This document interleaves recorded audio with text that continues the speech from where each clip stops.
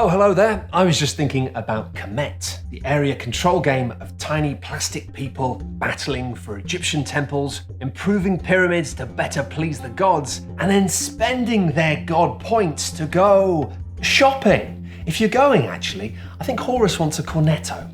Since we reviewed Kemet back in 2013, back in the days when Quentin Smith was just a grey baby in a wig, this game has had 2 expansions. Kemet Ta-Seti, a box of black pyramids and rambling priests, and an expansion that transforms the very game of Kemet into an all versus 1 asymmetrical smash-up. But back in the day, Quentin's review concluded that Kemet was pretty strong, but not as essential as Cyclades. So why are we here back again with Matago's middle sibling, when the rest of the trilogy is just flipping great? Personally, I'd go for Inish, a game of exploration, polite battles, and deeply passive-aggressive parties. I'm here to declare war. I'm here to declare... But is Kemet secretly the best of the 3 with expansions? Is it a classic? Have we known all of this for years and just been in denial? No, it's probably not the best of the 3, and the expansions are a mixed bag. Right, let's get this video on the road. Let's go! So vanilla flavored Kemet shakes down like this. You shuffle loads of plastic people around the board, buy loads of upgrades, and you win the game by getting 8 delicious points. You get points by holding specific areas on the board, or by winning fights which you started, because fortune favors the aggressive. But the twist here is this little puzzle. On your turn, you can do any of the actions on this pyramid of potential, but like some sort of board game Cinderella, by the end of the round, you must have placed a token on each layer of your pyramid. But the beating heart of Kemet is this wonderful tableau of things you can buy, cool things that will make you feel powerful.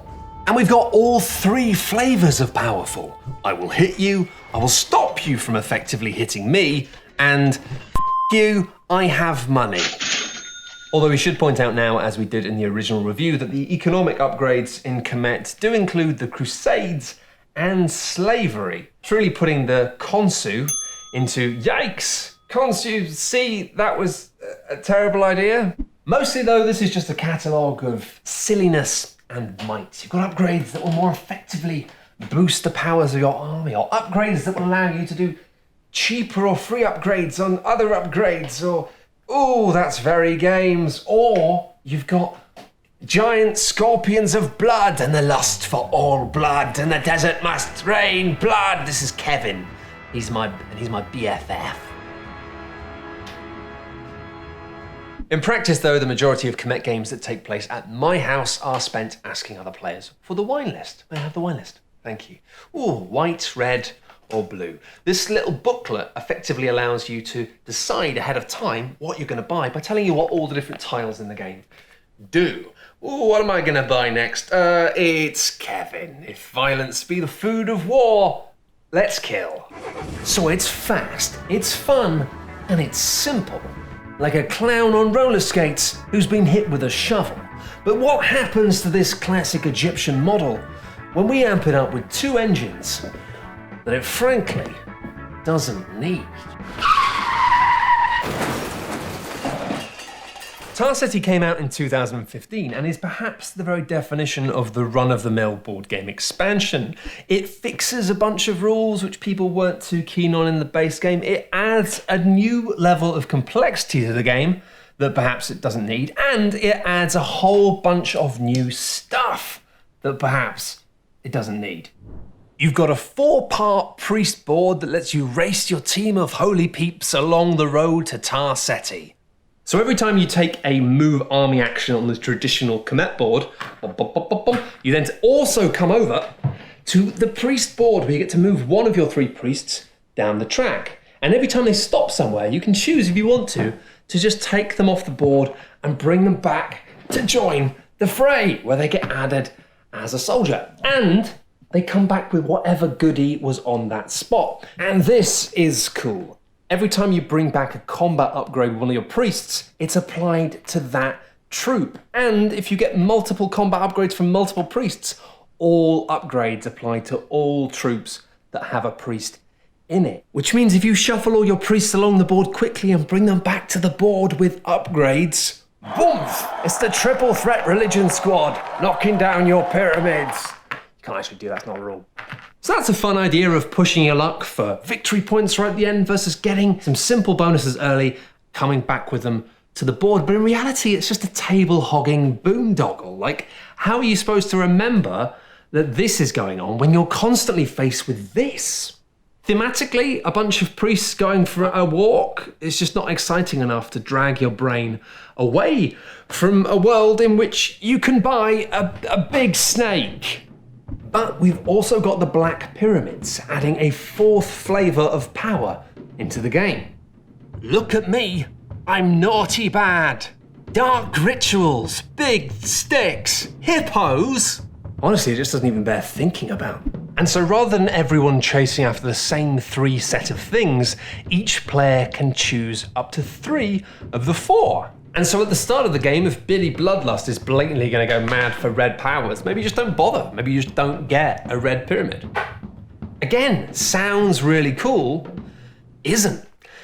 Most of Kemet, as I said earlier, you're going to be spending time with your wine list. I'm going to start the game with an expensive white and end it off with a couple of cheap reds. Delicious. And this is not going to be on the table for very long. It's always going to get passed around. People are always going to be wanting to look at it. And it's kind of annoying that the game only has one of these when everyone's going to want to look at it at the start of the game a lot.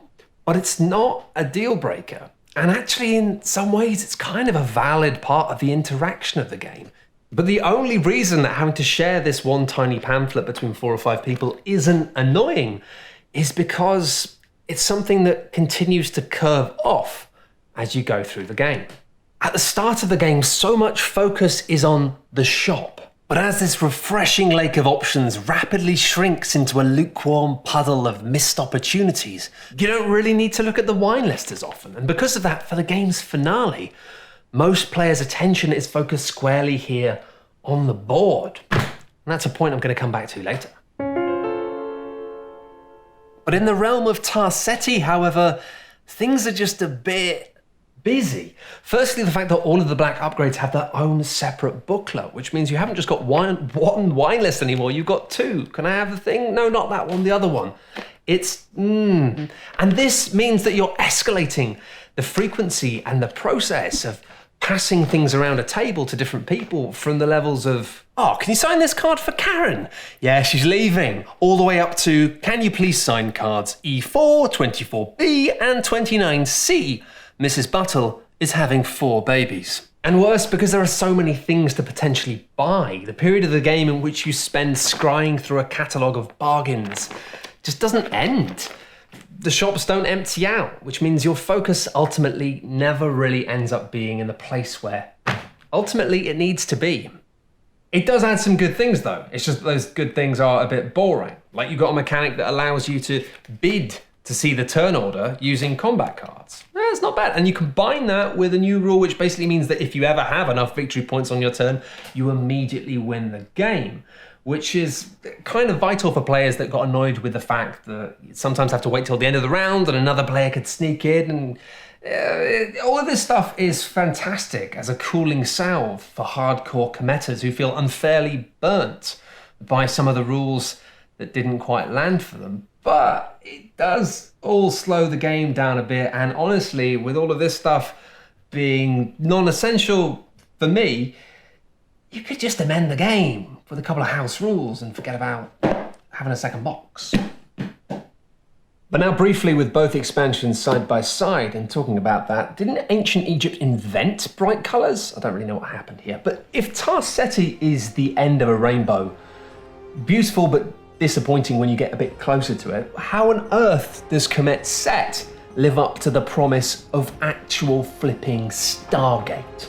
And for those of you too young to be excited about the idea of Stargate, it was a 1994 film about some scientists who dug up a hoop that transported them to another planet that was ruled by evil ancient Egyptians who are actually aliens. And it was very exciting and fun at the time, even though I guess we glossed over the fact that the genius scientist in his mid-30s decided to stay for a romantic relationship with a very young girl from a pre-industrial society. And after that, there was a spin-off TV series about a man who had a chocolate coin stuck to his head, but no one had the heart to tell him. But the point is, Kemet was already Stargatey as heck. But Kemet's set dunks you right into the bath, and the bath is full of milk, and you're there with Cleopatra, and Cleopatra is an alien. Now this lets you play Kemet with a grand whopping total of 6 players. And more than that, it's an entirely new style of game, with an alliance of players all working together to defeat one evil overlord. A purple people pulverizer with a bag of deliciously mean tricks. For starters, the people you put on the board are bigger, and that's reflected by the fact that your armies come with combat cards that are flat out nastier than anyone else's. You've also got your very own custom shop of purple upgrades, which, as you'd want from a villain, range from "gosh, that's annoying" to "help, I am scared." Every time you pray, I get a prayer point. This is my crocodile. It is eating your friends. And not only do you have your own exclusive shop of horrid treats, but you can also corrupt the pyramids of other players to snaffle away the powers that they wanted to buy. Oh, you had your eye on that bag, did you? It's my bag now.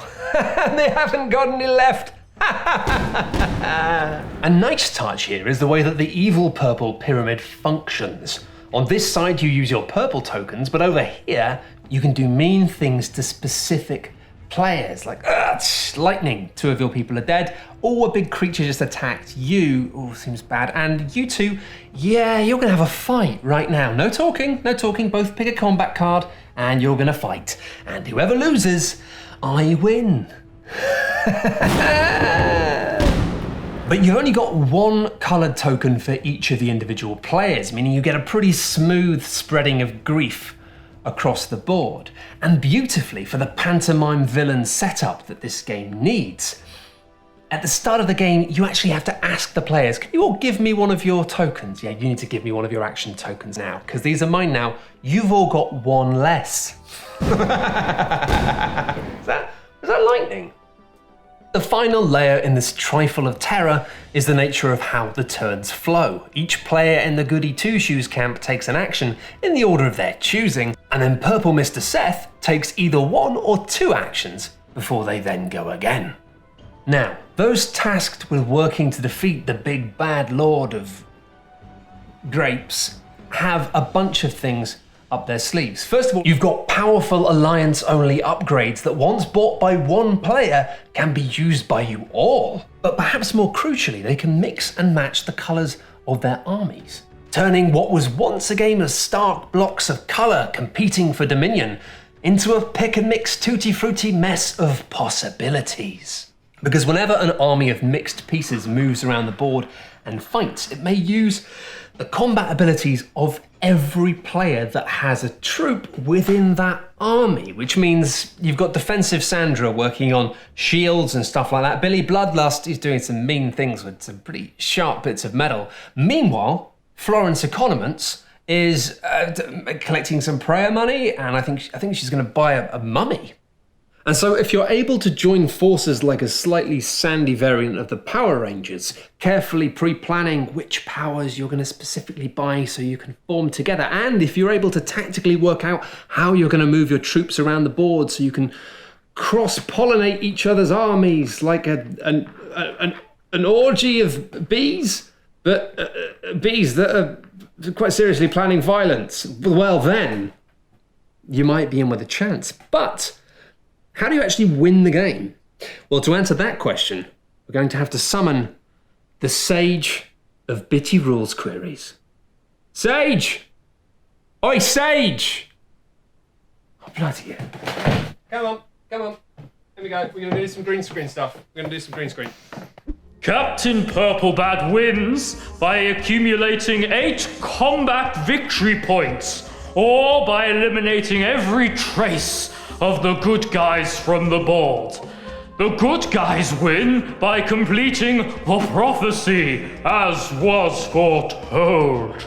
The good guys must build a temple in the desert. For the second part, the good guys must gather a number of prayer tokens, a lot of them in fact, and that's enough. I think we've got enough of that. but the good players must get 6 victory points. Right, sure. Bye.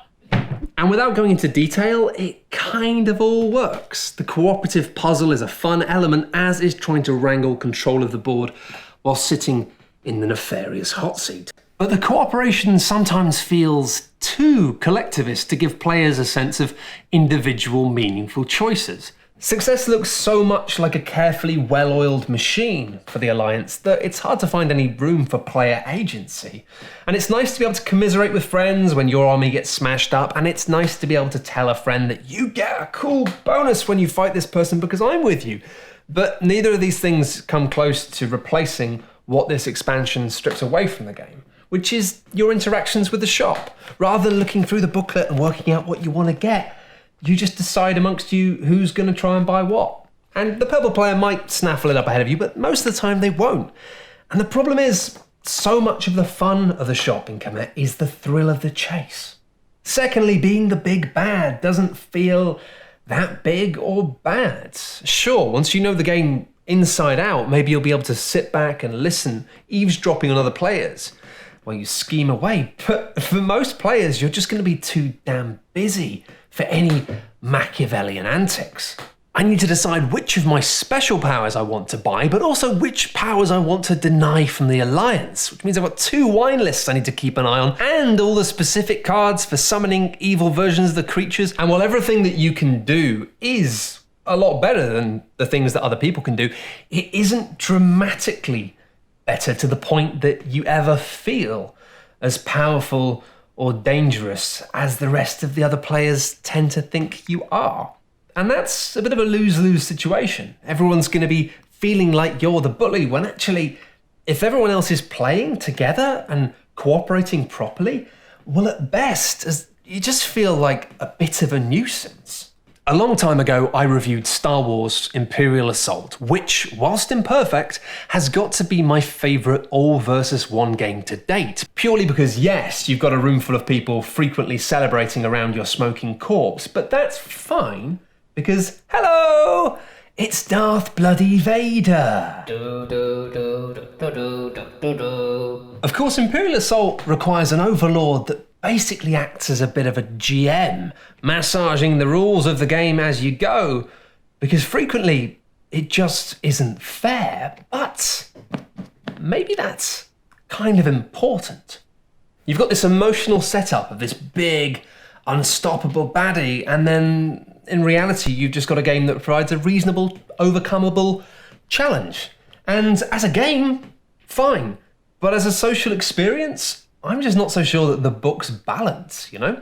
If you're going to have friends coming around to your house and playing a game where they're treating you, where 4 or 5 people are treating you as the baddie for, maybe 2 or 3 hours, then that's got to be worth your time. It's got to be worth your while, If James Bond is going to come around and blow up my house, then I don't want my house to be a bloody volcano.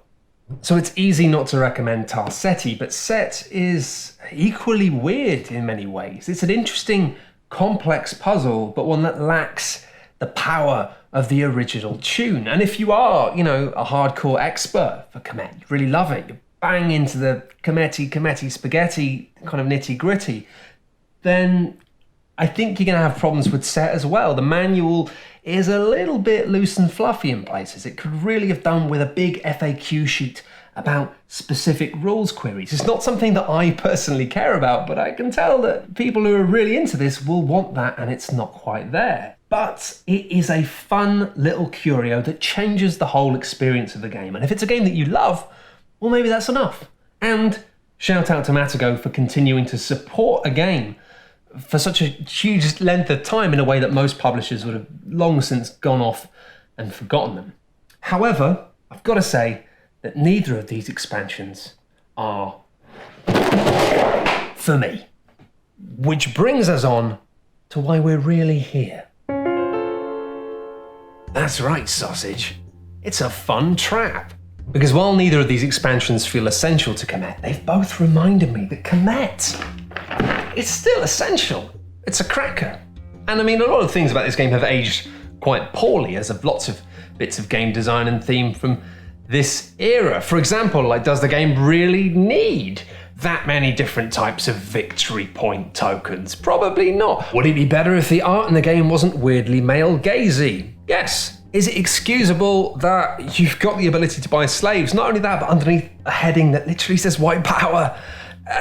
No. What was eye-rolling ignorance in 2012 is understandably inflammatory in 2019, to the point where you've got to know that it's in there. And whilst it doesn't come from a place of cruelty, and it is just stupid, frankly, if it's a deal breaker for you, then that is understandable. But tonal clumsiness aside, Kemet still stands up.